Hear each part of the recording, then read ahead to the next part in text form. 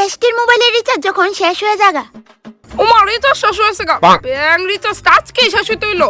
বিশাল লগে তো আমি 4 দিন ধরে কথাই কই না কাজে লাগা। এত সেতে রিচার্জটা করানোর পরে কাজে লাগা বইয়া থাকতাম। এখন আমি হেতে ভিক্ষাটা কেমনে চাই?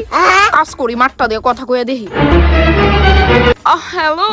ও তুমি এটা আবার কার নাম্বার? আর 4 দিন পরে মনে পড়লো যে এটা মার নাম্বার বেবি। অ্যাকচুয়ালি কি তো হইছে জানো নি? 4 দিন আগে তোমার লগে ঝগড়া লাগছিলাম না, ওই দিনে আমার মোবাইলের রিচার্জ শেষ হয়ে গেছে গা। এলিগা আমি তোমার লগে আর কন্টাক্টই করতে পারছি না। আর মার মোবাইলটাও 4 দিন ধরে ফ্রি পাইছি না।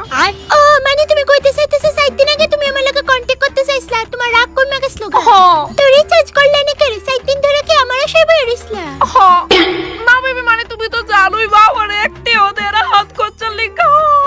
আরে জান কাইন্দো না। আচ্ছা শোনো না, রাইখা দে, মা আবার আয়া পড়বো আমার ফোনটা নিতে। আচ্ছা জান শোনো, আমি রিচার্জ করতেছি তোমার ফোনে। ও বেবি, তোমার মতো বয়ফ্রেন্ড যাতে 7 জন আমি পাই।